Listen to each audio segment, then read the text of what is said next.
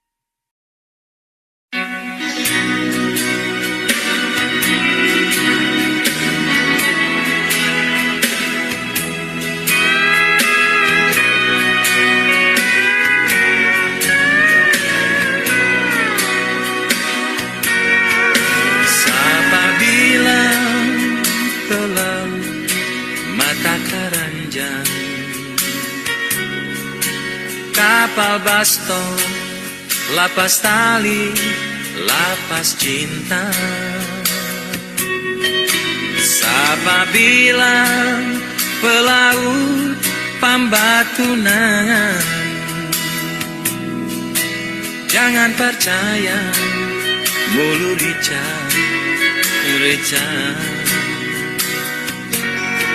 Sobalaya sampai ke ujung dunia. Banyak doi baroya habis percuma. Dorang bilang pelaut obral cinta. Dompet kosong baru ingat rumah. Mana jangan apa sumpah, mana jangan apa cinta.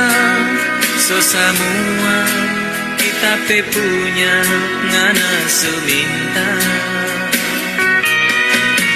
Kita balik ngana solai, kita balik ngana sokawe. Cikar kanan payah con Dios cari lain.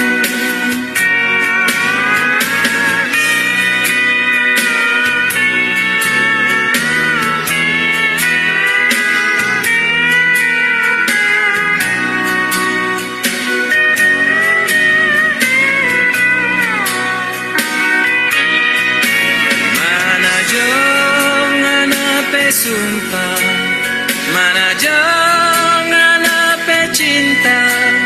So semua kita punya ngana seminta. Kita balik ngana solai, kita balik ngana sokawe.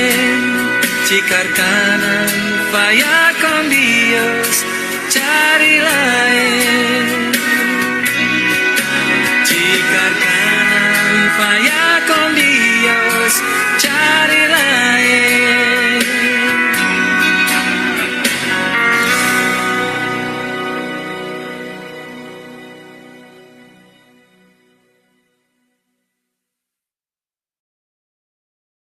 Oke, ini dia Mardua Holo. Boleh ada semua tangannya diangkat ke atas. Sama-sama kita nyanyi lagu ini. Alright. Mudah-mudahan ini hanya lagu tapi tidak terjadi kepada kalian. Cintanya diduakan. Sarangnya.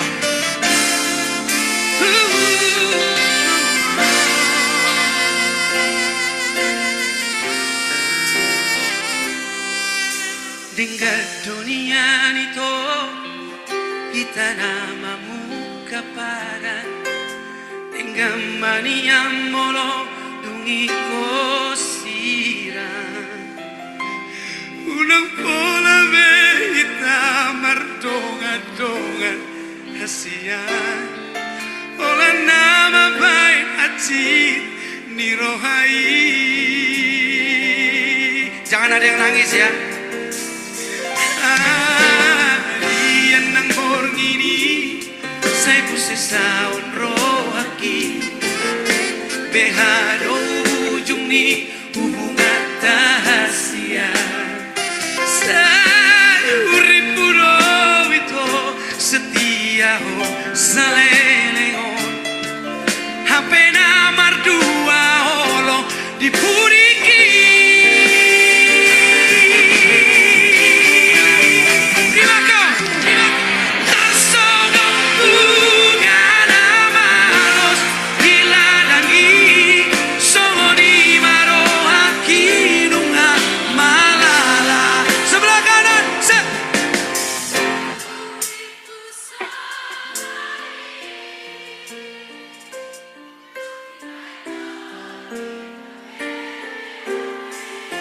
Ini curhat semua, ini ngalamin semua kayaknya. Oh, tangan di atas semua. Saya mahito, saya masude, saya mahonara, nagabe korbanmu. Mari sua, hari menantiki, holana lani. Tepuk tangan dong buat semuanya, Medan. Luar biasa semangatnya. Yang di belakang sana, mana suara yang di belakang? Mungkin bisa dihidupin flash handphonenya supaya kelihatan mukanya.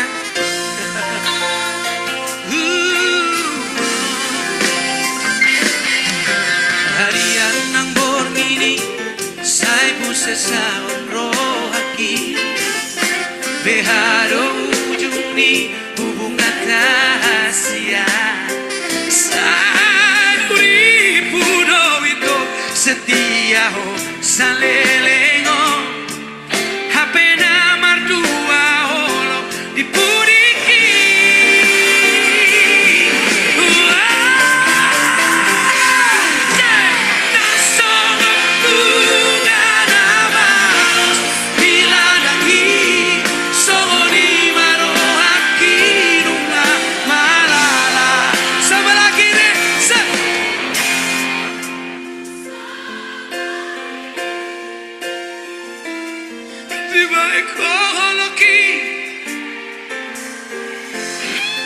Mantap!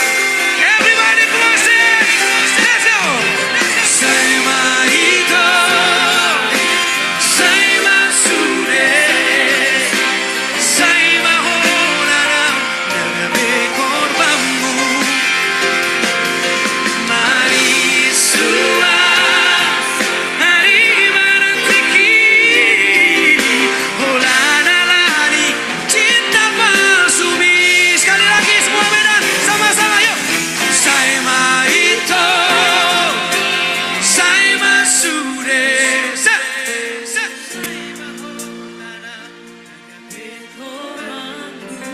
lebih keras. Mari hari menantiki, holana lari, cinta palsu. Sekali lagi.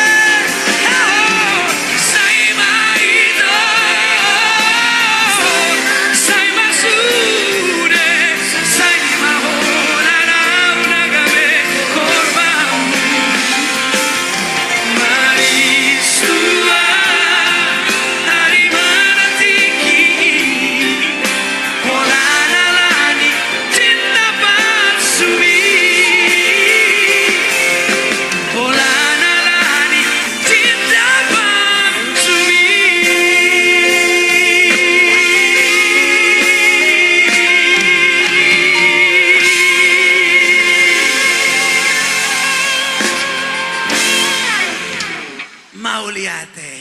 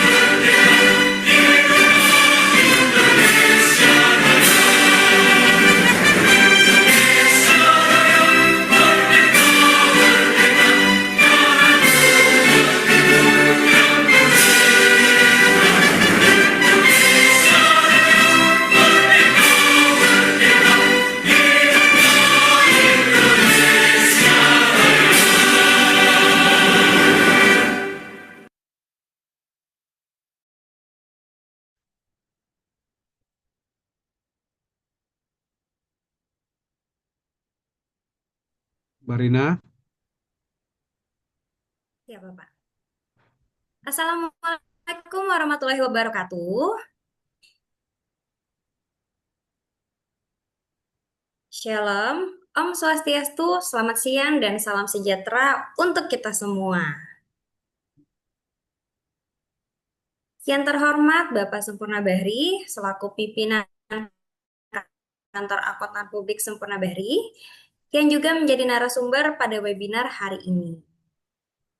Kami juga mengucapkan selamat datang kepada seluruh peserta webinar yang hadir dari berbagai wilayah di Indonesia. Tak kenal maka tak sayang, perkenalkan, nama saya Gusti Ayu Marina Hapsari Putri, perwakilan dari Sempurna Strategic Consulting Manado, sebagai moderator yang akan memandu jalannya webinar hari ini.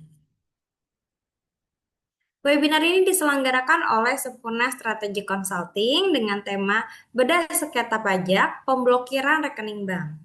Kegiatan ini bertujuan memberikan wawasan, berbagai pengalaman, serta solusi praktis nih terkait sengketa pajak dan pemblokiran rekening bank yang lagi sedang maraknya diberitakan di media sosial dan bagaimana kita menghadapinya sebagai wajib pajak dan juga pihak-pihak terkait.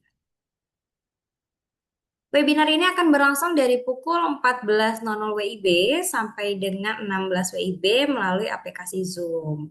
Dalam kesempatan ini, Bapak Sempurna Bahri akan memaparkan materinya secara rinci. Kemudian, teman-teman peserta dapat mengajukan pertanyaan pada sesi pertanyaan yang nantinya akan saya buka. Untuk mekanisme tanya jawab, nanti akan raise hand atau bisa chat di kolom komentar. Dan saya akan membantu memfasilitasi pertanyaan-pertanyaan dari teman-teman peserta agar nantinya diskusi dengan Bapak Sempurna Bahri berjalan dengan tertib, interaktif, dan kondusif. Kami berharap semoga webinar ini dapat menambah wawasan bagi teman-teman peserta, juga memberikan solusi atas permasalahan yang sedang juga dihadapi oleh teman-teman yang mengikuti webinar ini. Baik, tanpa berlama-lama lagi, mari kita sambut narasumber kita, Bapak Sempurna Bahri, untuk langsung memulai aja nih materi pemaparan hari ini.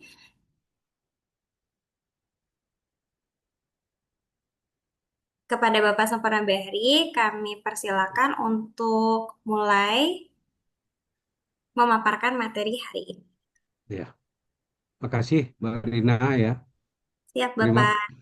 terima kasih Bapak Ibu. Assalamualaikum warahmatullahi wabarakatuh. Selamat siang. Memang acara ini kita adakan reguler ya tiap Jumat ya. Kecuali Jumatnya saya lagi ada perlu, mungkin digeser menjadi hari Kamis dengan moderator. Apa moderator adalah perwakilan-perwakilan Sempurna Strategi Consulting yang ada di daerah yang sama-sama belajar ya supaya lebih meningkat kompetensinya. Jadi memang eh, mereka ikut moderator selain ikut dalam setiap acara yang diadakan oleh Sempurna Strategi Consulting. Jadi tema yang kita angkat adalah terkait sengketa ya Pak Ibu ya. Sengketa ini bisa banding, bisa gugatan. Kalau banding itu terkait dengan surat keberatan, putusan keberatan dari Kanwil.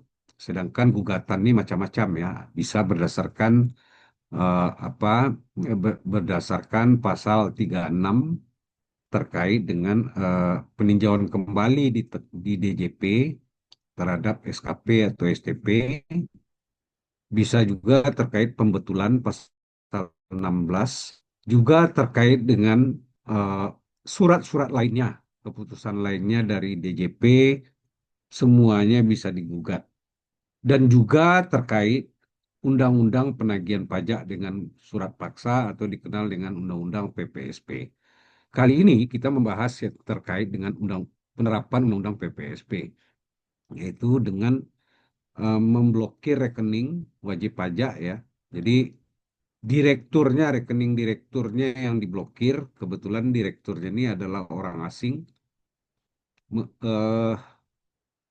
memiliki istri, ya, nah, rekening istrinya juga diblokir.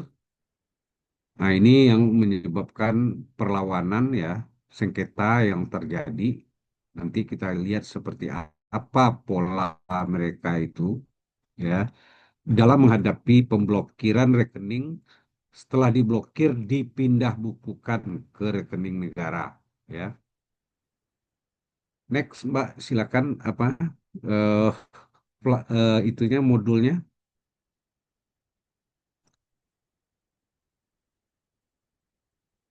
Nanti di bagian Bagian akhir itu akhir ada itu ada nomor nomor putusannya, Bapak Ibu bisa lihat itu di websitenya DJP, ya Bapak Ibu, ya.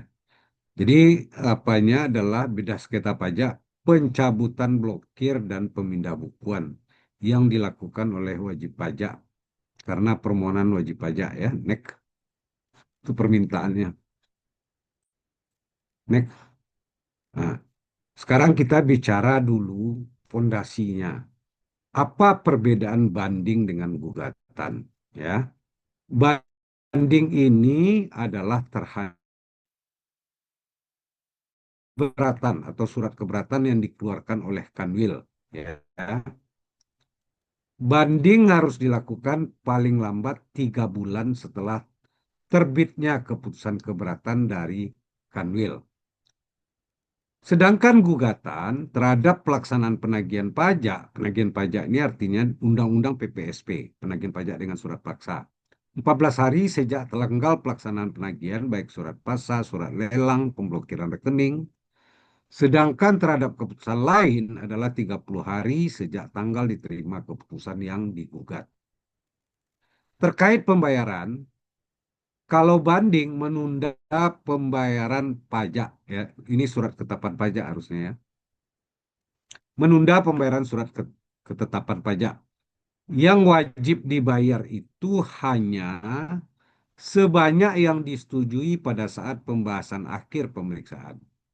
Kalau itu dibayar, berarti sisanya yang belum kita setujui itu dianggap belum terutang. Jadi tidak harus dibayar. Bagian penagihan tidak akan menagih, ya. Sedangkan gugatan ini tidak menunda penagihan pajak. Penagihan pajak tetap berjalan, ya, karena semuanya dianggap sudah terutang. Bagaimana terkait dengan sanksi? Ya, banding ini ada sanksinya 60% dari surat keputusan pengadilan pajak, ya, putusan pengadilan pajak dikurangi dengan SKP yang telah kita bayar, ya, sisanya itu dikalikan 60%. Nah, itu jumlah sanksinya. Kecuali SKP-nya semua udah dibayar, berarti 60%-nya kali 0, ya. Sedangkan gugatan ini tidak ada sanksi, ya, beda dengan banding. Next. Bagaimana jumlah sengketa yang ditangani DJP 2024? Ini berdasarkan laporan kinerja DJP serta laporan keuangan DJP yang dikeluarkan setiap tahun, ya. Selama tahun 2004, permohonan keberatan itu di Indonesia ada sejumlah 14.972 surat keberatan. Sedangkan permohonan non keberatan sebanyak 366.736. Jadi permohonan non keberatan inilah termasuk penggunaan pasal 36 dan pasal 16 terkait pembetulan, ya. Total SP2DK berapa? Sebanyak 582.456. Terdiri dari WP strategis. WP strategis ini adalah wajib pajak yang ada di KPP khusus, KPP Madya, dan KPP Pratama di Waskon 1. Ya. Sedangkan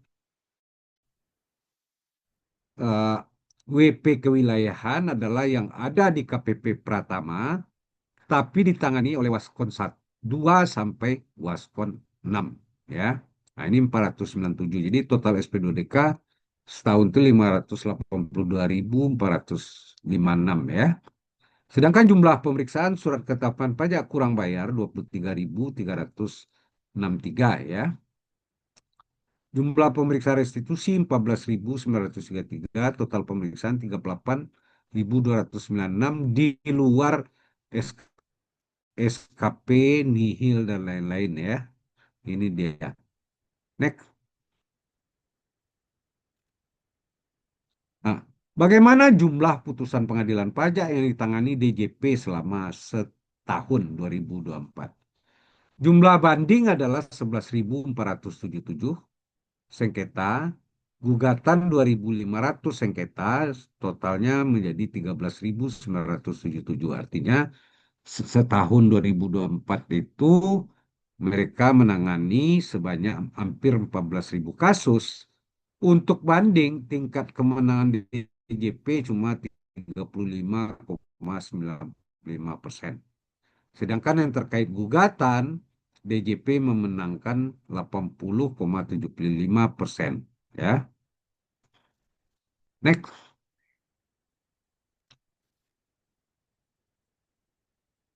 Nah, ini sengketa pajak menurut laporan keuangan DJP 2024 ya. Sengketa pajak adalah keseluruhan pengajuan baik melalui permohonan oleh wajib pajak maupun penetapan secara jabatan oleh Dirjen Pajak yang dapat mempengaruhi nilai ketetapan pajak atau SKP atau keputusan sebelumnya meliputi keberatan terdiri dari keberatan PPh PPN ya. Juga ada keberatan pajak bumi dan bangunan. Next.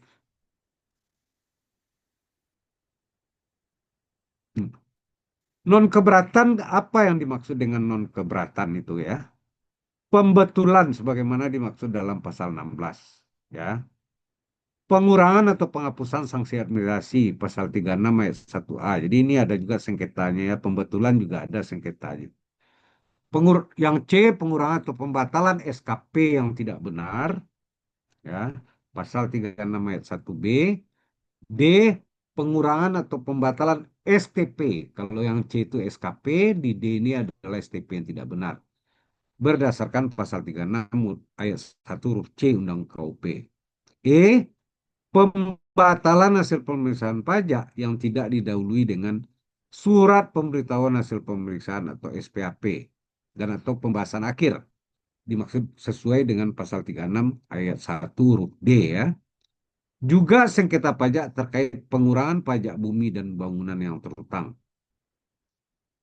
Juga pengurangan denda administrasi pajak bumi ya dalam sesuai pasal 20 Undang-Undang PBB. Next.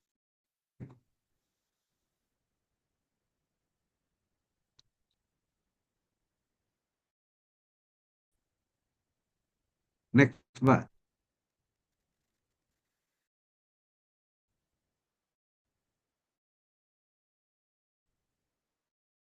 Banding, ini kita pajak itu kembali ke Mahkamah Agung ya, diatur dalam Undang-Undang Nomor 14 Tahun 2000 tentang Pengadilan Pajak dan Undang-Undang Nomor 14 Tahun 85 diubah terakhir dengan Undang-Undang Nomor 3 Tahun 2000 tentang Mahkamah Agung ya. Next.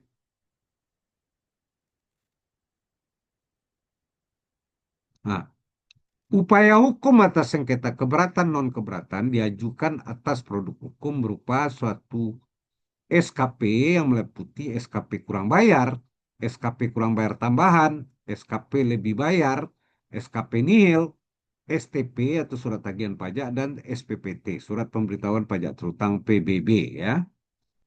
Upaya hukum atas sengketa banding gugatan diajukan atas produk hukum berupa surat keputusan keberatan, surat keputusan non keberatan juga ya, dan surat keputusan lainnya yang menjadi objek gugatan. Jadi banyak ya, bukan terbatas atas ini saja.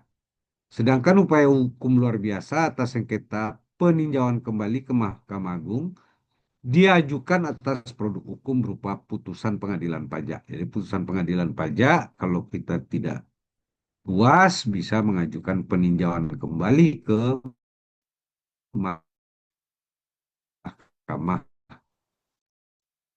Agung. Next.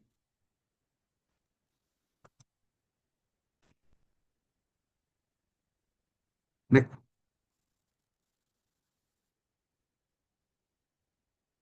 Next, Mbak.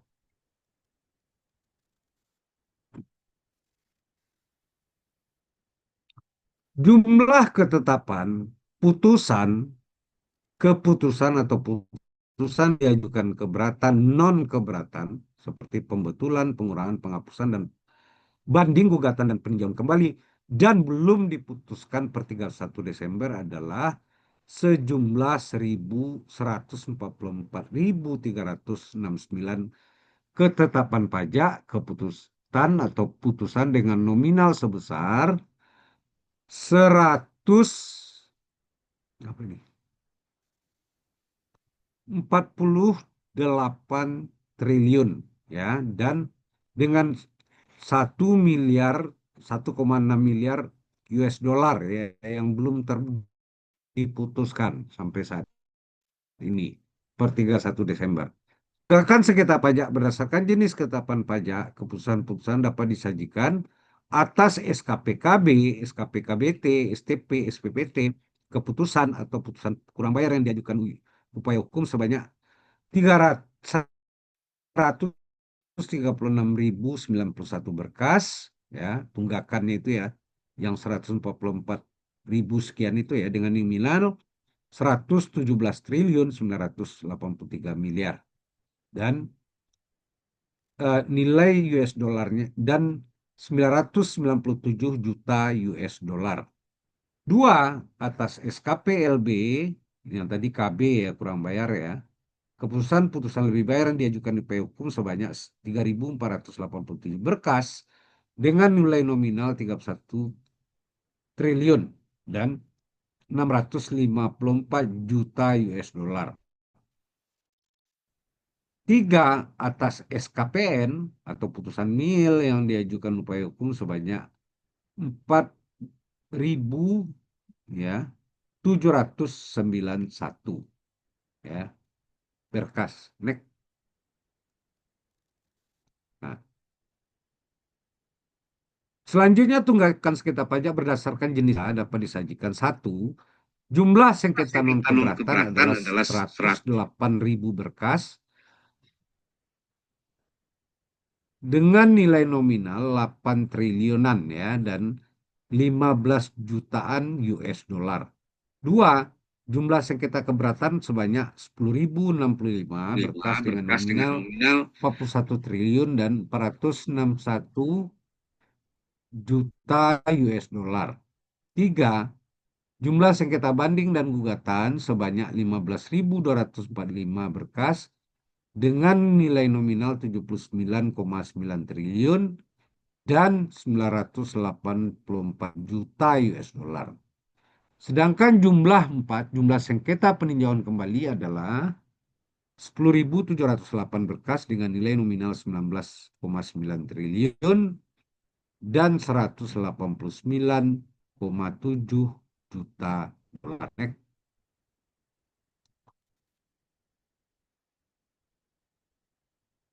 Atas sengketa pajak berupa keberatan non keberatan, kata pajak DJP dapat menerbitkan keputusan dapat mempengaruhi nominal ketetapan pajak semula dengan isi keputusan mengabulkan seluruhnya keberatan atau sebagian, menolak, menambah, membetulkan, mengurangkan, menghapuskan, dan membatalkan.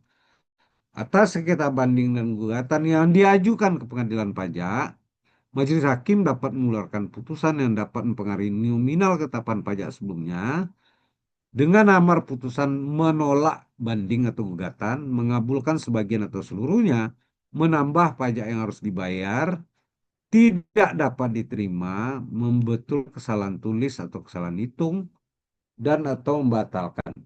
Sedangkan pengajuan PK, peninjauan kembali ke Mahkamah Agung, baik yang diajukan oleh DJP, Dirjen Pajak, maupun oleh wajib pajak, Majelis Hakim Mahkamah Agung dapat mengeluarkan putusan dengan amar putusan mengabulkan, menolak, atau tidak dapat diterima.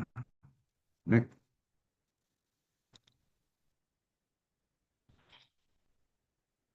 Nah, di mana tempat sidang pengadilan pajak? Yaitu di Jakarta, saya ya.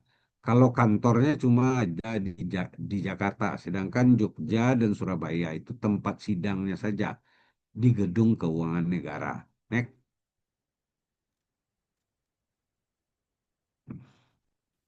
Apakah wajib pajak harus hadir di sidang pengadilan pajak ya? Jadi wajib pajak bisa hadir atau memberikan kuasa kepada kuasa hukum yang terdaftar di pengadilan pajak. Jadi wajib pajak itu misalnya dari daerah nggak harus berangkat ke Jakarta, ya.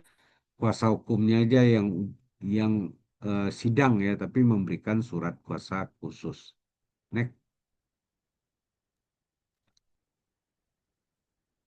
Nah, sekarang kita masuk bedah kasusnya. Apa yang terjadi? Dalil penggugat bahwa alasan penggugat mengajukan gugatan adalah bahwa suami penggugat, Kunbi Farid Tripedi, telah mengakhiri masa kerjanya dengan BUT EOSL pada tanggal 6 Maret belum dilakukan pemeriksaan dan menimbulkan utang pajak. BUTL hanya menyatakan akan bertanggung jawab atas utang Pertamina Persero, ya.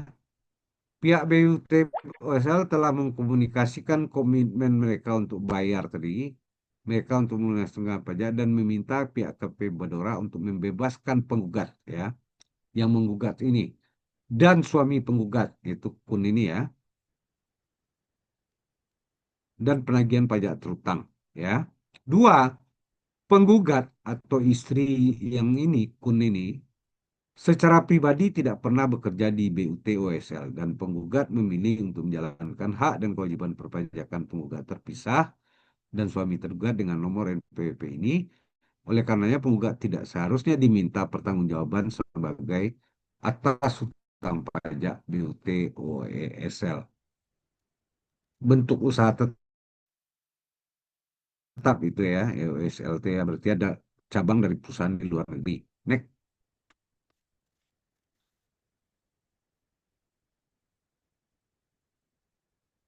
Next.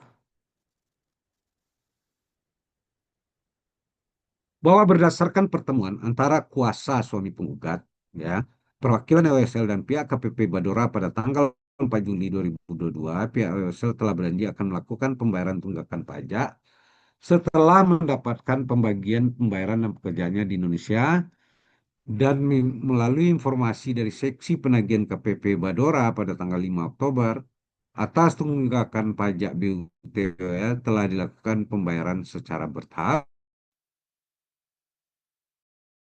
ke kas negara. 4. Bahwa penggugat ingin menyampaikan bahwa DJP melalui KPP Badora tidak pernah melakukan prosedur yang benar sehubungan dengan penagihan pajak atas pajak yang masih terutang atas nama BUT OSL, bahwa penggugat dan suami tidak pernah menerima salinan. Bapak Ibu tunggu sebentar ya Bapak Ibu ya, ada pengumuman di gedung sebentar ya. Sebentar ya Bapak Ibu ya.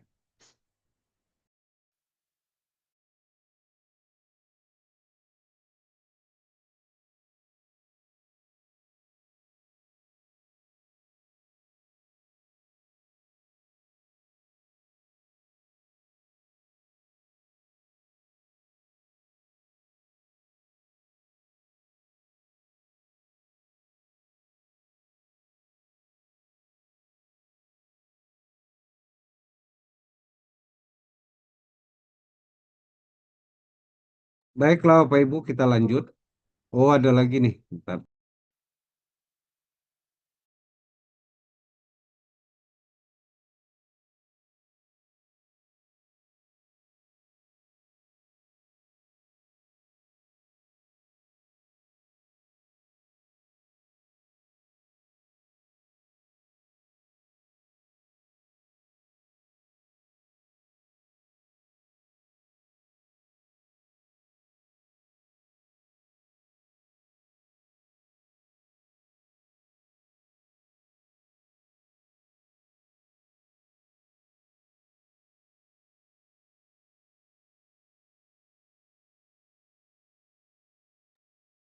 Baiklah Bapak Ibu kita lanjutkan ya.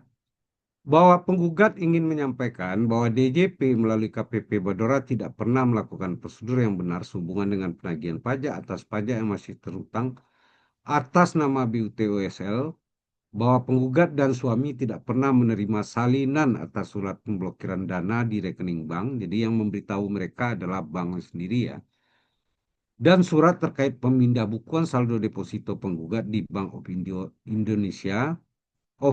Indonesia ke kas negara. Hal ini selalu penggugat ketahui dari pihak bank sebagai pihak ketiga. 5. KPP Badora tidak seharusnya melakukan pemindah bukuan saldo deposito penggugat di bank dengan nomor bilet CC 079 dan lain-lain ya. Next. Ada 7 bilet. Apa posita dari penggugat? Secara logis, jelaskan proses pemungutan saldo deposito sebagai berikut. Penggugat Deepika Trivedi adalah istri dari Bapak Kun Bihari Trivedi yang bekerja sebagai penanggung jawab BUT Esar Services Limited, ini tanggal 6 Maret, untuk masa sampai dengan 12 bulan dan kuasa tersebut berakhir tanggal 5 Maret 2013. Berarti dia setahun ya.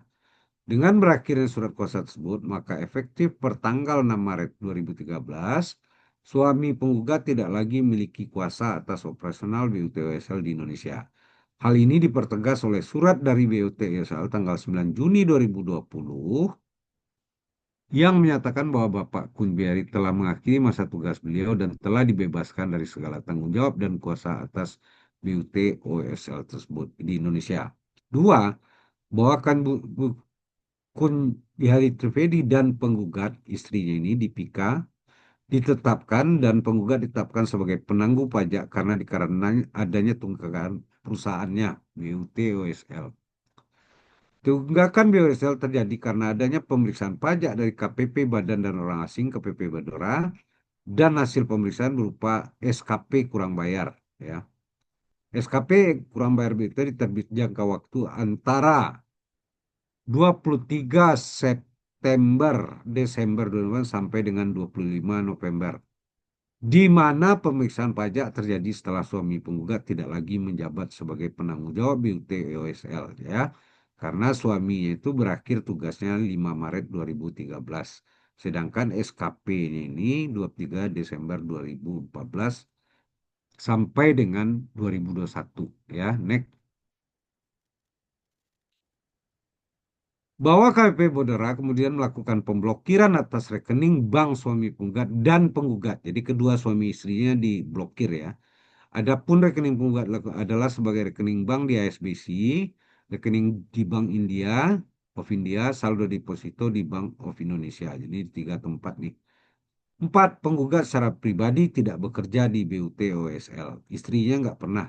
Dan penggugat memilih untuk menjalankan hak dan kewajiban pajak penggugat terpisah dari suami penggugat dengan nomor ini. Oleh karenanya penggugat tidak seharusnya diminta pertanggungjawaban sebagai penanggung jawab BUT-OSL. Kenapa rekening suami istrinya juga diblokir ya dan dipindah bukukan. Next.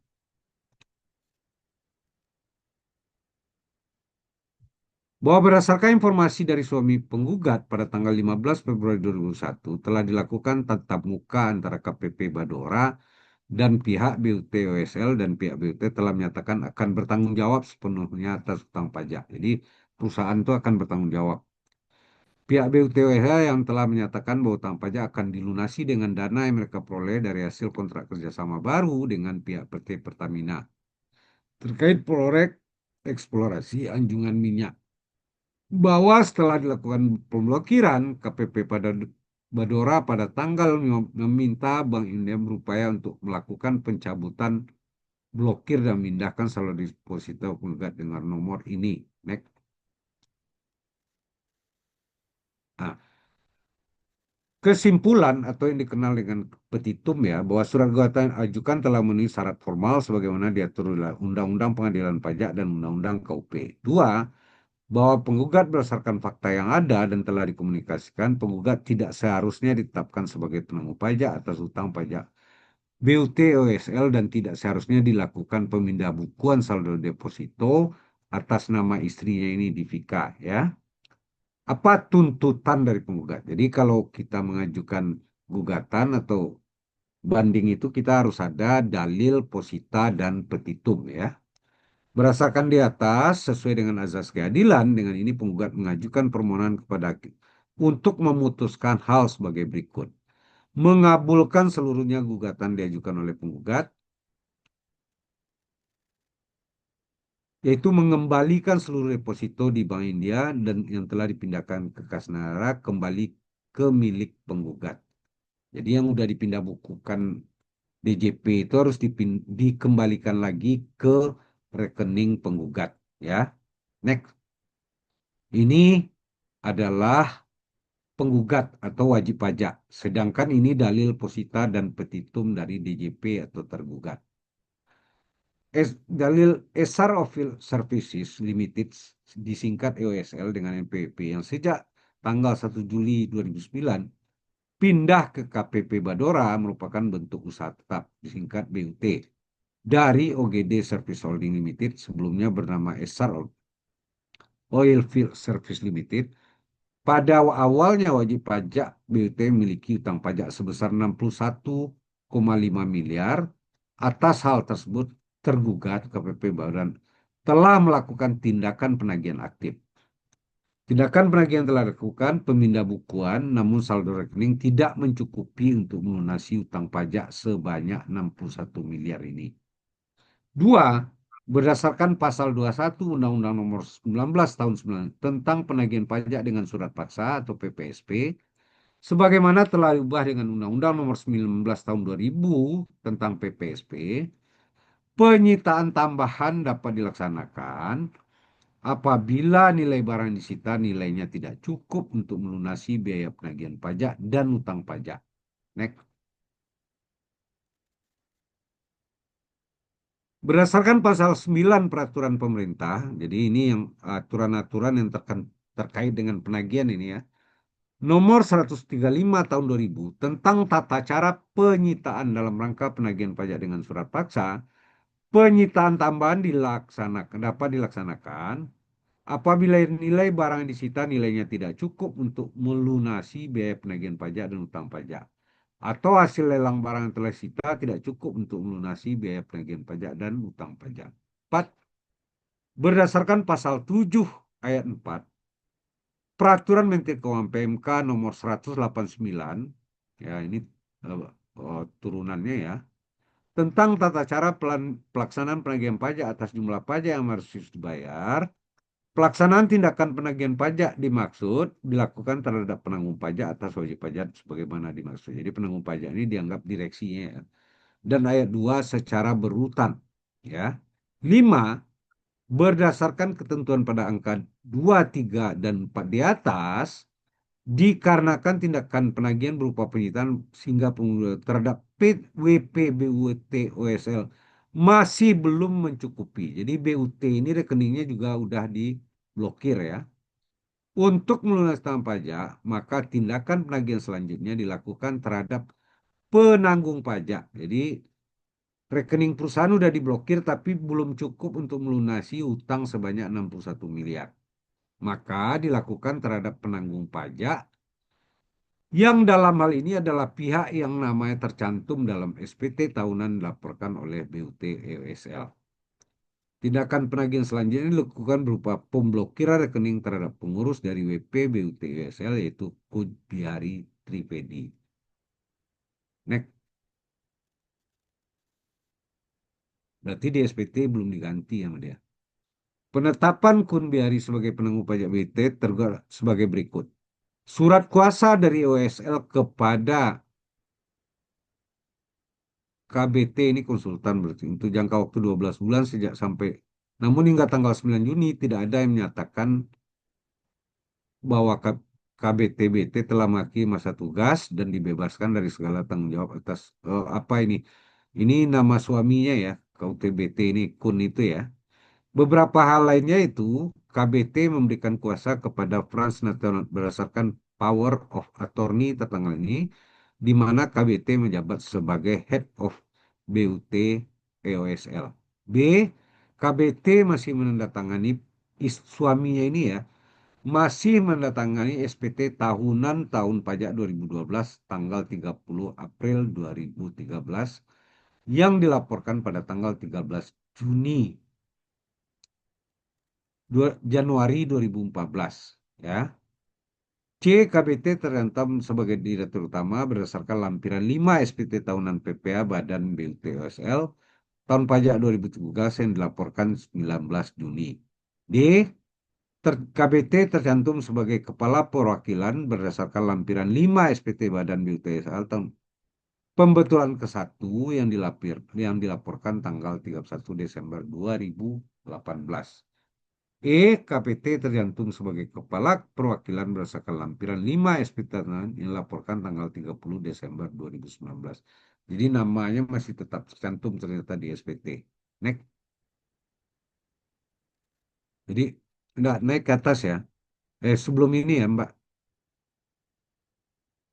Jadi di atasnya yang KBT itu nomor 6 ya, penetapan Kun Bihari Trivedi atau KBT dalam kurung ya.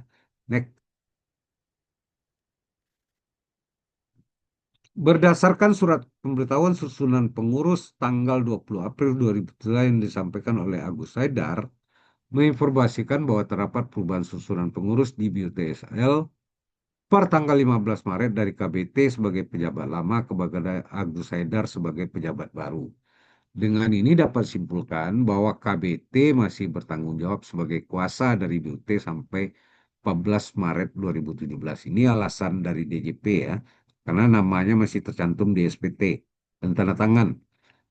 Berdasarkan fakta pada huruf A sampai F di atas, penetapan KBT sebagai penanggung pajak BUT telah sesuai dengan ketentuan pasal 32 Undang-Undang Republik Indonesia Nomor 6 Tahun 83 tentang ketentuan umum dan tata cara ya.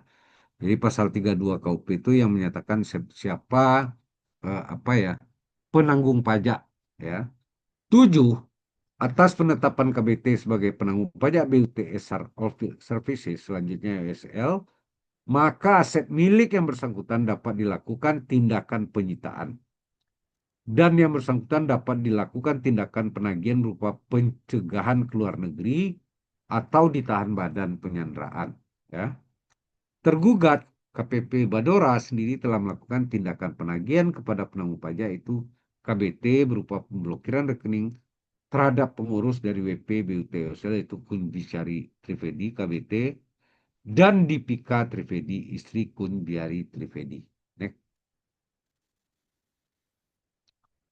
Penggugat atau istri dari KBT tadi bukan sebagai penanggung pajak BUST, akan tetapi aset milik penggugat dapat dilakukan penyitaan sepanjang tidak terdapat perjanjian pemisahan harta. Jadi kuncinya ini ya, kalau terdapat perjanjian pemisahan harta berarti dia nggak bisa disita. Dalam hal ini dengan tidak ditemukannya perjanjian pemisahan harta antara KBT dan penggugat, istri KBT, maka berdasarkan pasal 21 ayat 1 PMK nomor 189 tahun 2020 tentang tata cara pelaksanaan penagihan pajak atas jumlah pajak yang masih harus dibayar. Objek sita meliputi barang milik penanggung pajak sebagai maksud dalam pasal 6 dan pasal 7 dan barang milik istri atau suami dan anak yang masih dalam tanggungan dari penanggung pajak sebagaimana dimaksud dalam huruf A kecuali terdapat perjanjian pemisahan harta yang berada di tempat tinggal, tempat usaha, tempat kedudukan, atau tempat lain, termasuk yang penguasanya berada di tangan pihak lain atau dijaminkan sebagai pelunasan utang tertentu. Next. Kesimpulan dari DJP tergugat apa? Surat gugatan penggugat nomor DT01 atas nama Dipika tidak memenuhi ketentuan formal sebagai mana diatur pasal 23 ya. 2. Surat pencabutan, blokir, dan pemindah bukuan yang dikeluarkan pajak S23 merupakan rangkaian penagihan aktif terhadap aset milik istri KBT, itu Dipika Tripedi, telah sesuai dengan PMK 189 tahun 2020 tentang tata cara pelaksanaan penagihan pajak atas jumlah pajak yang masih harus dibayar. Ini alasan DJP ya. Next. Kesimpulannya. Tuntutannya adalah dari DJP atau tergugat apa? Berdasarkan di atas, maka diusulkan kepada pengadilan pajak untuk menolak permohonan gugatan dan tetap mempertahankan surat Kepala Kantor Pelayanan Badan dan Orang Asing nomor S233 tentang pencabutan blokir dan pemindah bukuan. Next. Next, Mbak. Pembuktian nanti dibaca aja ya dari modulnya ya, enggak usah di apa, next saja. Kita bicara pertimbangan hakim lagi. Next. Pertimbangan hakim, kewenangan pengadilan bahwa objek sengketa merupakan kewenangan pengadilan pajak. Ya, setelah diperiksa berdasarkan ketentuan pasal 31 ayat 1 dan ya, Undang-Undang Nomor 14 tentang Pengadilan Pajak merupakan kewenangan pengadilan pajak. Pemenuhan ketentuan formal pengajuan gugatan setelah dilihat beberapa pasal 40, pasal 41 dan lain-lain ternyata memenuhi syarat ya formal. Next. Pokok sengketanya apa? Bahwa yang menjadi sengketa dalam gugatan ini adalah bentar ya.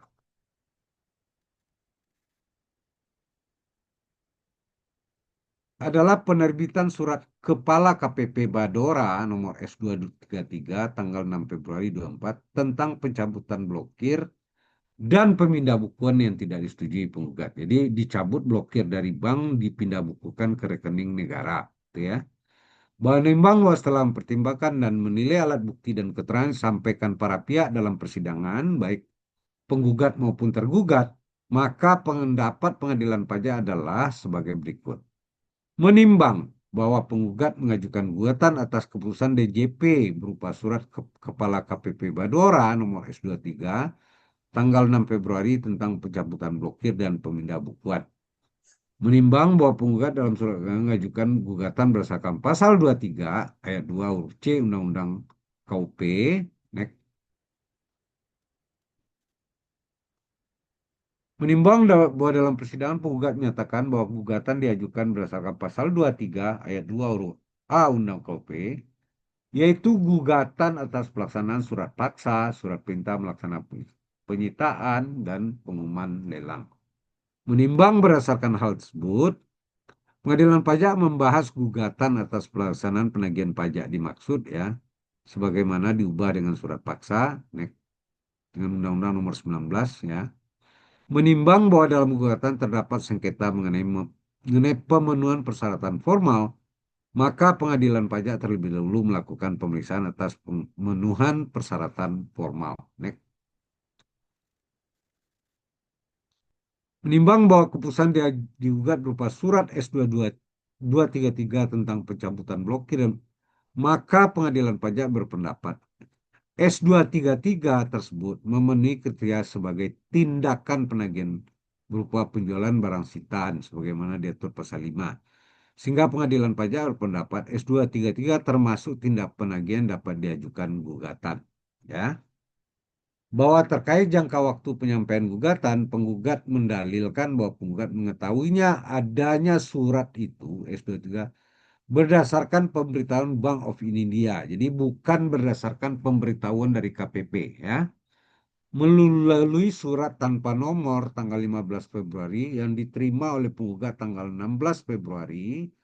Selanjutnya mengajukan gugatan yang diterima Pengadilan Pajak tanggal 29 Februari. Masih berarti dalam jangka waktu 14 hari. Sesuai ketentuan pasal 40 ayat 2 Undang-Undang Penagihan Pajak. Jadi kalau penagihan pajak yang digugatannya jangka waktunya dalam 14 hari ya. Bahwa tergugat mendalilkan bahwa penggugat telah mengetahui adanya S23 pada tanggal 80 berdasarkan pernyataan yang tercantum dalam surat nomor 1 KBT yang disampaikan ke KPP tanggal 12 Februari sehingga penyampaian gugatan melewati jangka waktu 14 hari sehingga tidak memenuhi persyaratan formal harusnya menurut DJP. Next. Bahwa atas dalil DJP tersebut, tergugat tersebut, Pengadilan Pajak telah memeriksa kutipan pernyataan penggugat pada surat ini yang dicantumkan dalam surat penjelasan tergugat sebagai berikut. Saya mendapatkan informasi dari Bank of India Indonesia bahwa pihak KPP Badora akan melakukan sita rekening saya dan istri saya, Ibu Dipika Tripendi, dikarenakan proses gugatan masih berlangsung di Pengadilan Pajak. Tidak seharusnya pihak KPP Badora melakukan penyitaan rekening saya sampai Pengadilan Pajak mengeluarkan putusan atas gugatan saya.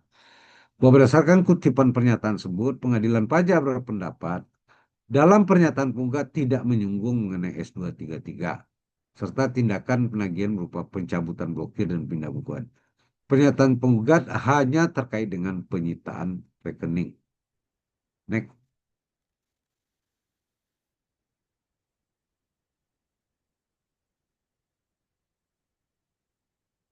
Bahwa berdasarkan hasil tersebut, pengadilan pajak berpendapat dalil DJP tergugat yang menyatakan penggugat telah mengetahui S233 pada tanggal 8 Februari tidak didukung oleh bukti. Dan demikian pengadilan pajak berkesimpulan penggugat mengetahui adanya S233 pada tanggal 16 Februari, yaitu saat diterimanya surat pemberitahuan dari Bank of Indonesia. Bahwa berdasarkan hal tersebut, maka batas waktu penggugat mengajukan gugatan adalah 14 hari sejak tanggal 16 Februari 2000, itu tanggal 29 Februari. Dia mengajukan tanggal 28 ya. Berdasarkan pertimbangan tersebut, bersebulan pengajuan pada tanggal 29 Februari memenuhi jangka waktu 14 hari sebagaimana diatur dalam pasal 40 ayat 2 ya. Bahwa terkait dengan persyaratan gugat dilampiri salinan dokumen digugat, tergugat menyatakan gugatan tersebut tidak dilampiri salinan keputusan digugat sehingga tidak memenuhi ketentuan pasal 41 ayat 1 Undang-Undang PP Pengadilan Pajak. Jadi dia tidak melampirkan S233. Next. Bahwa penggugat mendalilkan penggugat tidak pernah menerima salinan surat S23 tertanggal 6 Februari dari DJP. Bahwa terkait ketentuan pasal 41 ayat 1 Undang-Undang PP tersebut, pengadilan pajak mendapati fakta bahwa S23 adalah surat yang diterbitkan oleh tergugat kepada Bank Indonesia tanpa tembusan kepada penggugat, sehingga penggugat tidak pernah menerima S233 tersebut. Bahwa pengadilan pajak mendapati fakta bahwa dokumen dilampirkan oleh penggugat adalah surat pemberitahuan dari Bank of Indonesia kepada penggugat yang di dalamnya mencantumkan informasi mengenai S233 surat tersebut ya.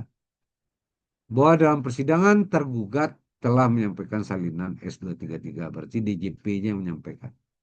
Bahwa pengadilan pajak berpendapat persyaratan melampirkan dokumen digugat pada pengajuan dimaksud untuk membuktikan bahwa keputusan digugat tersebut secara nyata telah diterbitkan oleh tergugat DJP ya. Next.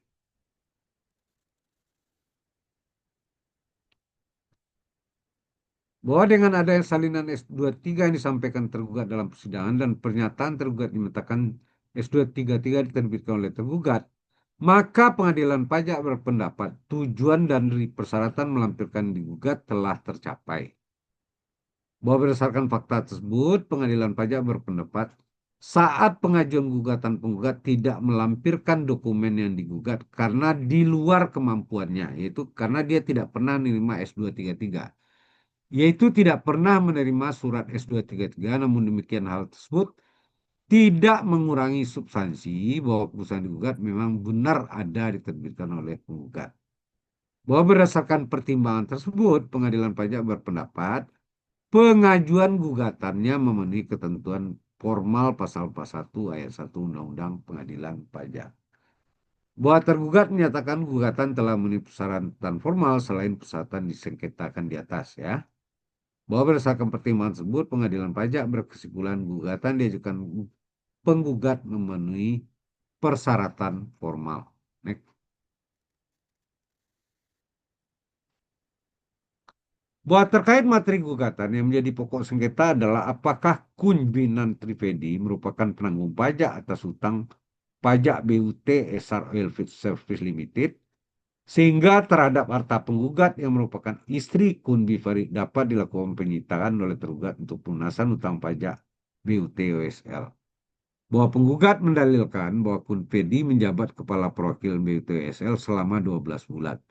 Sejak 6 Maret 2012 sampai dengan 5 Maret 2013. Jadi 1 tahun ya. Sehingga setelah tidak lagi menjabat sebagai kepala perwakilan Biari Trivedi tidak lagi menjadi penanggung pajak BUT OSL. Bahwa tergugat mendalilkan meskipun surat kuasa penunjukan Kun sebagai kepala perwakilan berakhir 5 Maret 2013, namun faktanya sampai 7 Juni hingga 9 Juni tidak ada yang menyatakan bahwa Kun Biari Trivedi telah mengakhiri masa tugas dan dibebaskan dari segala tanggung jawab dan kuasa atas BUTSL di Indonesia. Bahwa untuk menentukan apakah Kun Biari Tripedi memenuhi dia sebagai penanggung pajak, pengadilan pajak memeriksa bukti-bukti yang disampaikan selama persidangan berupa next,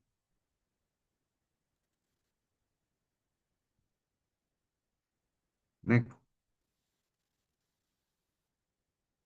surat kuasa dan EOSL kepada Kun tanggal 6 Maret 2012.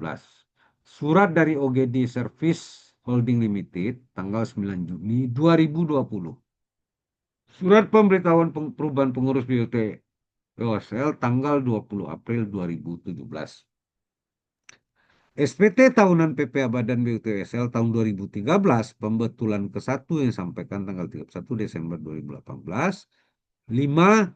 SPT tahunan PPA Badan BUT tahun 2014 disampaikan tanggal 31 Desember 2019. Pembetulan berarti ini. Bahwa berdasarkan alat bukti surat kuasa dari EOSL kepada Kun Biari Tripedi tanggal 6 Maret 2012, Pengadilan Pajak mendapati fakta bahwa EOSL memberikan kuasa kepada Bun Freddy untuk menjadi kepala perwakilan selama 12 bulan terhitung mulai 6 Maret 2012. Bahwa berdasarkan surat kuasa tersebut, maka Kunspiari Tripedi menjabat sebagai kepala perwakilan di Indonesia selama 12 bulan dari tanggal 6 Maret 2012 sampai 5 Maret 2013. Bahwa berdasarkan surat dari OGD Service Holding Limited ya, tanggal 9 Juni 2020, diketahui bahwa OGD Service Holding Limited mengkonfirmasi bahwa Kun Biari Tripedi melepaskan jabatan sebagai kepala perwakilan BUTSL secara efektif sejak tanggal 6 Maret 2013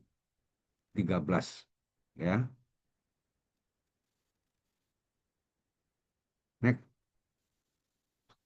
Bahwa berdasarkan surat pemberitahuan perubahan pengurus tanggal 20 April 2017 diketahui bahwa pertanggal 15 Maret 2017 pengurus BUTWL terjadi perubahan, di mana pengurus lama atas nama Kun Biari Tripedi digantikan pengurus baru atas nama Agus Haidar.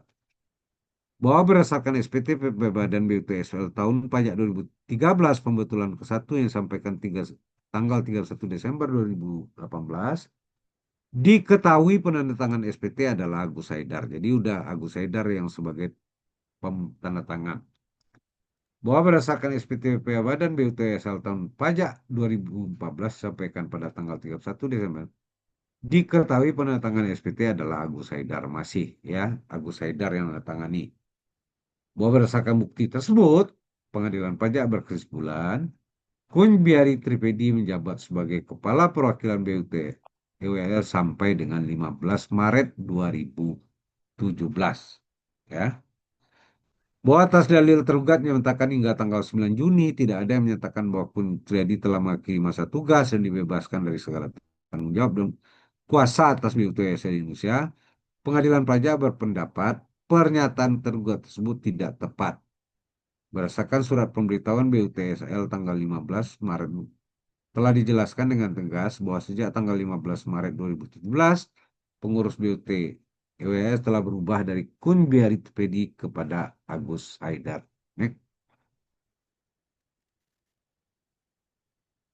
Bahwa dalil DJP tergugat menyatakan Kun Biari Tripedi masih menjadi pengurus BUT dengan bukti SPT tahunan 2013 pembetulan ke-1 yang disampaikan tanggal 31 Desember 2018 dan SPT tahunan 2014 yang disampaikan 31 Desember 19 yang mencantumkan susunan pengurus di mana Kun Biari Tripedi menduduki posisi sebagai pengurus.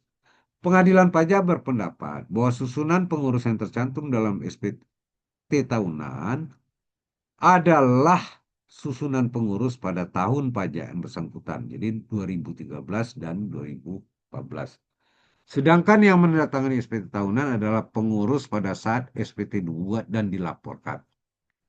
Berdasarkan SPT aku di atas, diketahui penandatangan SPT adalah Agus Haidar.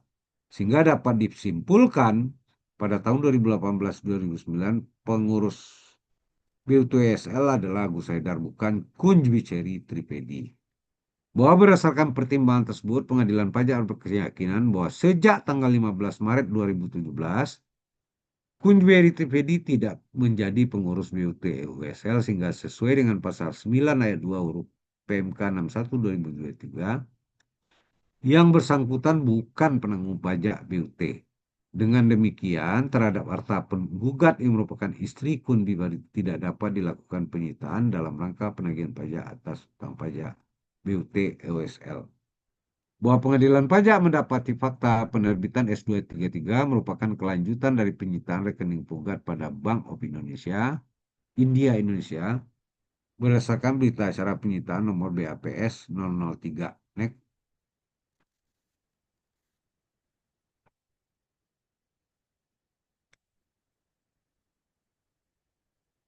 Bahwa berdasarkan hal tersebut, pengadilan pajak berkesimpulan penyitaan dan pemindah bukuan atas rekening terjadi setelah Kunjweri Tripedi tidak lagi menjadi penanggung pajak.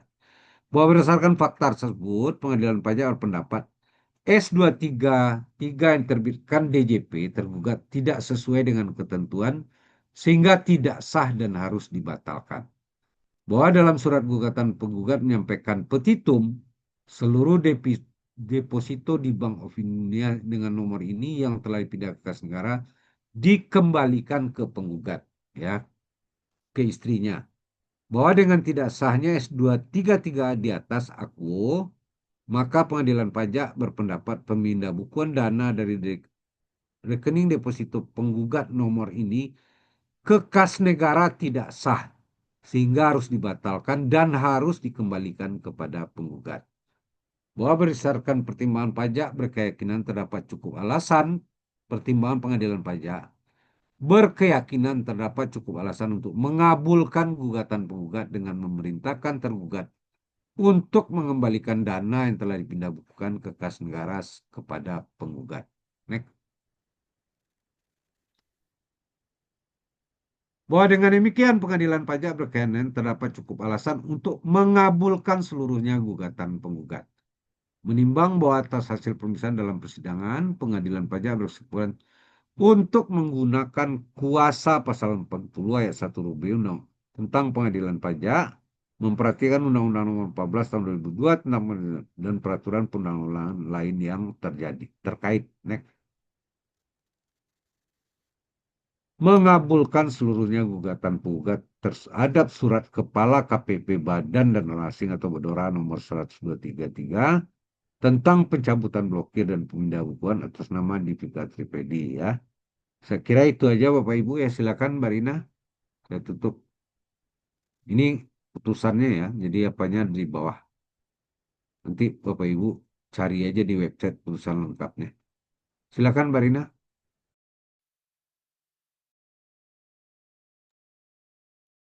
Baik, luar biasa sekali Bapak Supurna Bahri untuk pemaparannya siang hari ini. Kami mengucapkan terima kasih atas penyampaian materi yang sangat luar biasa. Nah, sekarang kita masuk ke sesi berikutnya, sesi tanya jawab. Untuk teman-teman peserta yang ingin bertanya, silahkan untuk raise hand.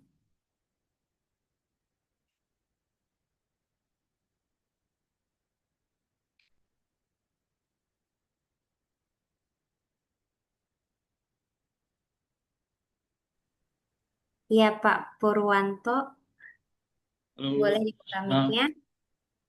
ya selamat siang. Selamat siang. Ya, Pak Pur mau tanya mengenai kronologis dari cerita gugatan tadi, ya. Kalau di situ disebutkan bahwa eh, beliau penanggung jawab pajak yang semula itu sudah keluar dari tahun 2013, ya. Ya. Padahal mestinya di tahun 2014, 15 dan seterusnya itu kan ada penandatangan SPT berikutnya. Ya. Mestinya seharusnya kan sudah orang lain. Ya. Terus di situ terjadi juga ada pembetulan pajak di tahun 2017 kalau nggak salah. Nah, dari situ seharusnya sudah diketahui bahwa si penggugat ini sudah bukan lagi menjadi penanggung jawab SPT lagi, mestinya sudah harus diketahui. Itu pertanyaan yang ke satu. Pertanyaan yang kedua saya tanyakan mengenai SPPT PBB. Di situ kan surat pemberitahuan ya pajak terutang. Ya, Kalau sekarang ini akhir-akhir ini kan terjadi gejolak kenaikan PBB yang sampai ratusan sampai ribuan persen kenaikannya. ya, Nah, itu ya. bagi wajib pajak PBB itu kalau merasa keberatan atas beban tersebut, karena eh, kenyataannya di daerah saya itu banyak sekali tanah-tanah yang nggak produktif, yang isinya hanya ilalang itu, Hmm. mereka harus mengeluarkan pajak tiap tahun itu yang cukup besar, padahal hasilnya nggak ada sama sekali. Itu bagaimana menyikapi dari WP yang keberatan tersebut? Apakah harus melakukan keberatan atau banding yang kita harus ada sanksi dan lain sebagainya seperti itu? Terima kasih, Pak. Begitu. Ya, jadi gini Pak ya. Ini kebetulan karena SPT yang dirubah itu kan 2013 ya. 2013 itu kan masih dia waktu itu di dalamnya walaupun pembetulannya 2014 kan. Namanya tetap dia itu yang dipakai padahal penanda tangannya udah Agus Haidar Pak. Tapi apa menganggap karena dia masih dalam pengurusan namanya masih ada di dalam makanya dianggap masih penanggung pajak Pak. Jadi belum dirubah daftar pengurusnya belum berubah Pak. Nah, ini yang menyebabkan DJP apa? Yang kedua terkait istrinya juga DJP tidak mengetahui ada perjanjian pemisahan harta Pak. Dan juga di dalam apa itu di dalam SPT-nya juga tidak disebutkan ada perubahan pengurus Pak. Harusnya kan disampaikan bahwa berdasarkan hasil RUPS atau apa gitu ya, bahwa ini telah terjadi perubahan pengurus ini tidak dilakukan di tahun karena yang dirubah itu kan 2013, 2013 itu kan dia masih direktur. Ya, Dirubahnya di 2018, Pak.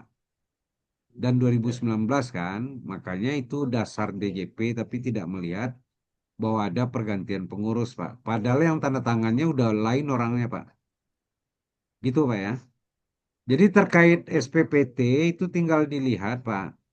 Itu harus disampaikan ke KPP atau diajukan keberatan disampaikan aja fakta-faktanya, Pak. Bahwa itu tidak dipakai itu segala macam kan. Itu, Pak, yang Oke. terkait SPPT, Pak. Cukup Oke, jelas, terima Pak kasih, Pak. Purwanto. Iya, Pak. Terima kasih penjelasannya. Ya, ya.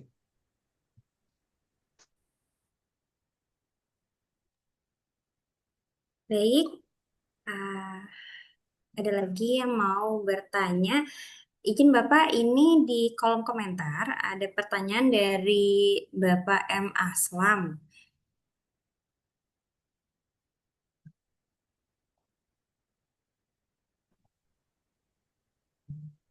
Pertanyaannya, mohon izin Bapak bertanya, bagaimana upaya hukum pada kasus pemblokiran sebelum masuk di pengadilan pajak?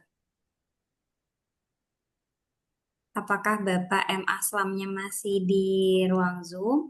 Jika masih, boleh dibuka mic-nya biar diskusinya lebih interaktif. Selamat siang, Pak Pur. Ya, Pak Aslam, siang Pak Aslam. Oke. Iya, iya. Makasih atas waktunya. Ini izin, Pak. Hmm. Eh, Kalau saya gini, saya kebetulan ada di Solo. Ya, Kan beberapa setahun yang lalu kan kasus apa namanya pengepul susu itu, Pak, iya, iya. yang kena. Nah, yang kena blok. Itu kan posisi belum belum masuk di situ ya, belum masuk di pengadilan. Intinya kan Hmm. sudah diperiksa. Ya, Dan saya nggak tahu itu karena saya juga tahunya kan di media kan saat itu ada demonstrasi di KPP setempat di situ, ya. di KPP Boyolali kaitannya soal pemblokiran. Nah, Hmm. kalau saya melihat dari apa namanya prosedur, saya rasa kan itu tentu sudah sebelumnya sudah ada pemeriksaan dan ada temuan dan sebagainya. Akhirnya kan rekening diblokir. Saya nggak tahu itu diabaikan atau memang seperti apa kan saya juga nggak begitu paham intinya. Ya, Nah, ketika sudah terjadi pemblokiran berarti kan apa segala segala tindakan hukum yang dilakukan oleh KPP setempat kan saya rasa sudah apa ya, sudah maksimal lah, dan akhirnya Ya, terjadi pemblokiran tersebut. Nah, ketika viral seperti itu sebenarnya masih ada nggak apa, dari ketika sudah terjadi pemblokiran setelah terjadi pemblokiran sebenarnya apakah ada upaya hukum lain untuk apa, kaitannya soal pemblokiran, entah itu upaya apalah namanya. Saya waktu ya, itu masih bingung. jadi pemblokiran ini kan bisa terjadi karena terbitnya SKP atau STP ya Pak. Hmm. Jadi SKP, STP itu kan dalam 1 bulan harus dibayar kan dalam itu kan. Hmm. Kalau nggak dibayar dalam 7 hari kan keluar surat apa, surat teguran kan. Setelah itu diberikan kesempatan 21 hari. Kalau tidak bayar masuk surat paksa. Surat paksa diberikan kesempatan 2 kali 24 jam. Kalau nggak dibayar keluar surat perintah melakukan penyitaan. Ah, sudah itulah timbul pemblokiran karena udah Hmm. ada izin ke jurusita untuk melakukan tindakan penyitaan, Hmm. termasuk pemblokiran, termasuk apa, pengumuman lelang, macam-macam lah ya, termasuk cekal, macam-macam. Apa yang bisa kita lakukan, ya? Yang bisa dilakukan adalah diuji apanya, Pak? Produk awalnya itu yang diuji, SKP-nya. SKP-nya itu yang diajukan pasal 36 gitu ya. Tapi kalau pemblokirannya yang kita uji, berarti kan tata cara blokirnya nggak benar kan? Kalau dia udah benar, berarti produk awal yang menyebabkan blokirnya itu yang di apa? Yang diajukan pembatalan, Pak. Nah, kalau undang-undang pemblokirannya diajukan berarti langsung ke pengadilan pajak kan? Tapi kalau pembatalan SKP itu kan boleh beberapa kapan saja. Beda dengan keberatan ya. Kalau keberatan tuh SKP terbit tuh maksimal tuh adalah 3 bulan. Hmm. Ya, kalau di pembatalan atau pengurangan SKP itu kan kapan saja bisa. Mau udah lewat 4 tahun juga masih bisa ya. Lakukan aja itu Pak, pembatalan itu. Ah, Pembatalan iya. pembatalannya ke pengadilan Ke, pajak juga. enggak, pembatalannya ke apa Pak? Lewat KPP, tapi yang Hmm. memproses nanti Kanwil Pak. Oke. Heeh. Gitu ya Pak Aslam. Jadi pembatalan blokirnya atau pembatalan SKP-nya? SKP-nya. SKP-nya. Kalau pembatalan blokir kan berarti tata cara blokirnya nggak benar kan? Kayak tadi itu kan tata cara blokirnya nggak benar tuh. Padahal dia bukan penanggung jawab lagi di sana, tiba-tiba rekeningnya diblokir kan? Hmm. Berarti pemblokirannya yang kita ajukan kan? Yang nggak benar. Harusnya bukan saya yang diblokir, harusnya pengurus sekarang dong. Ah, dan saya istrinya kenapa juga diblokir? Padahal saya ada perjanjian pemisahan harta. Kan bukan penanggung pajak dong kami, gitu loh. Nah, Hmm. berarti pemblokirannya nggak benar, tapi SKP-nya udah benar produknya. Jadi SKP-nya ini udah benar, udah ditagih ke perusahaannya, rekening perusahaan itu udah diblokir, ternyata belum cukup untuk membayar, makanya dikenakan terhadap dirutnya. Nah, termasuk istrinya juga kena. Nah, ini yang di apa? Nah, ini yang dilawan mereka itu dengan menggugat ke pengadilan. Gitu Pak Aslam. Oh. Termasuk misalnya Pak ya, ini kan tadi kan saya bicara kaitannya soal di Boyolali itu. Nah, walaupun badan hukumnya hanya UDI, Apa? badan hukumnya kan waktu itu kan UDI sebenarnya dari eh, dia usahanya UD, dalam UD kenapa? badan hukumnya UDI itu termasuk eh, bukan badan hukum sih, badan ak- akte pendiriannya itu dalam bentuk UDI gitu. Jadi Ya UD itu kan usahanya tetap tetap badan kan. tetap badan. Oh, Iya. Pokoknya apa aja yang di luar pribadi itu kan badan tuh. hmm. Mau yayasan, mau koperasi, mau UD, mau CV kan sama aja. Oh, Iya. baik. Ya, Ya, terima kasih jelas banyak Pak. Bapak. Ya, ya. Ya, sangat Kasih. jelas. Ya, makasih banyak, Pak. Ya.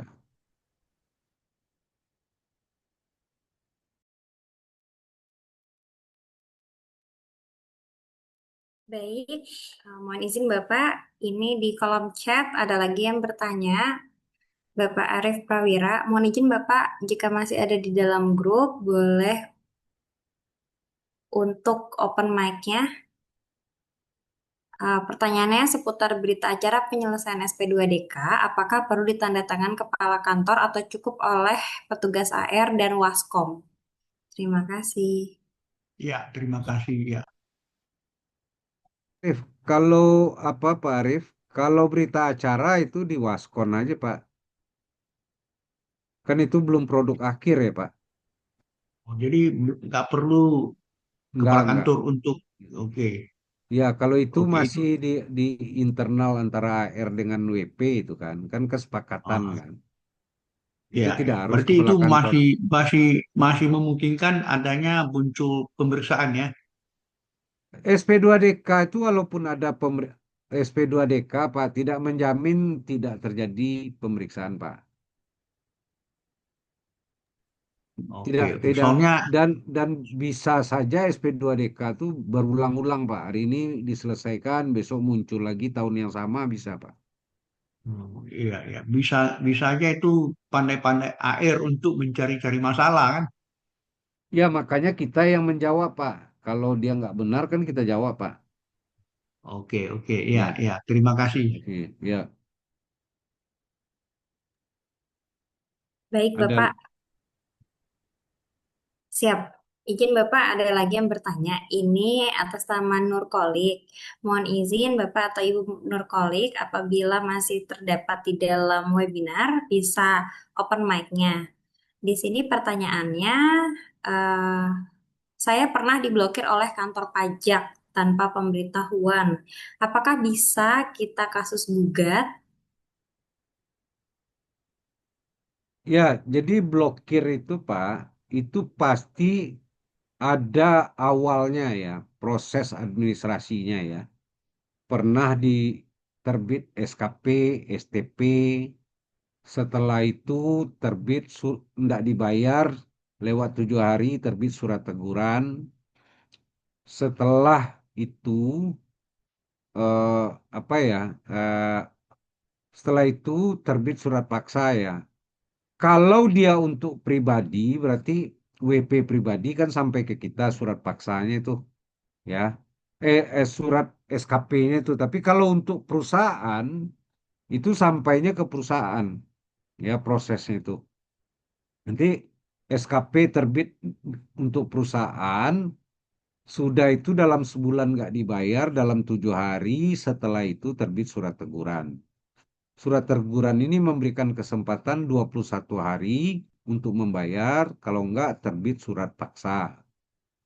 Surat paksa ini memberikan kesempatan 2 kali 24 jam, kalau enggak dibayar terbit surat perintah melakukan penyitaan. Dari sinilah timbul blokir itu. Blokir itu pasti rekening perusahaan yang dikejarnya dulu, aset perusahaan. Kalau tidak ada, baru penanggung jawab atau direksinya. Itu Pak Nurkolik. Jadi memang tidak ada pemberitahuan ke kita, pemberitahuannya ke perusahaan. Itu kira-kira kecuali kalau pemeriksaannya ke kita pribadi tanpa pemberitahuan tiba-tiba diblokir itu nggak mungkin, itu bisa digugat. Itu Pak Nurkolik.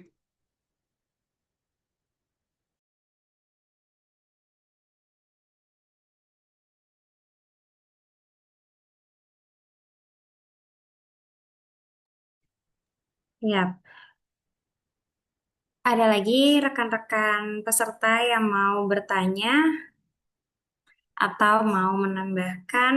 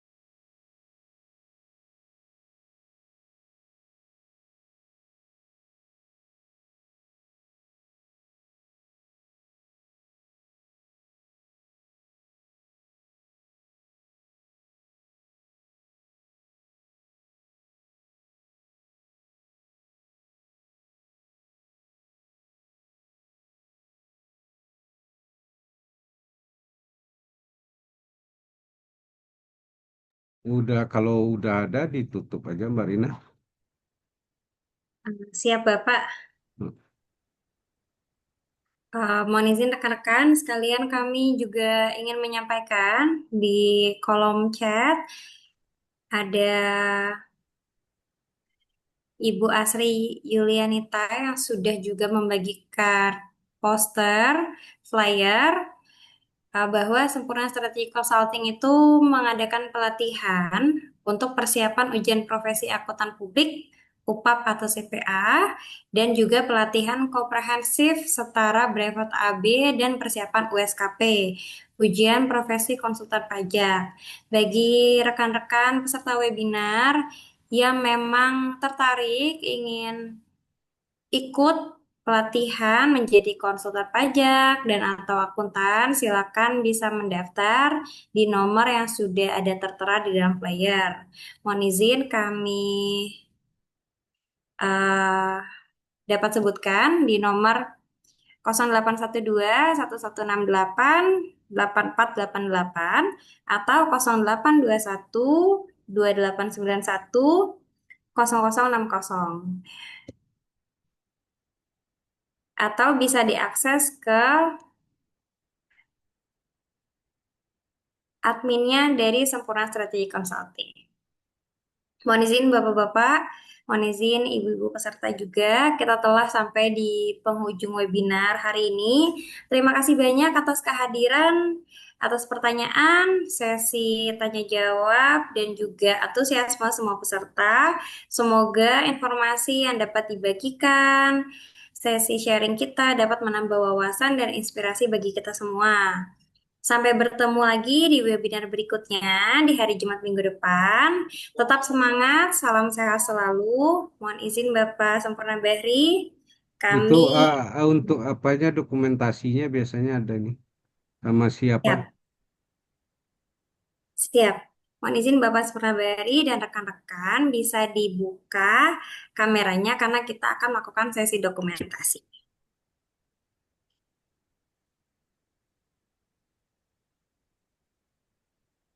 Oke, baik Bapak Ibu. Silakan dibuka dahulu kameranya karena akan ada sesi foto.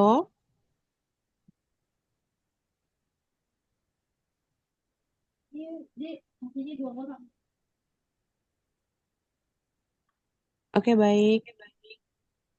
Satu, dua, tiga. Sudah ya, Pak? Ya, makasih Mbak Rina ya dan rekan-rekan semua ya. Salam sehat semua. Sehat buat keluarga Siap. ya Mbak Rina ya, sama suami, sama anak dedek bayinya ya. Sehat selalu di Manado. Siap Bapak izin. Terima Ya. kasih banyak rekan-rekan semua. Sampai ketemu di Jumat minggu depan. Wassalamualaikum warahmatullahi wabarakatuh. Shalom, Om Waalaikumsalam. Santi Santi Santi Om. Salam sehat Ya. semuanya.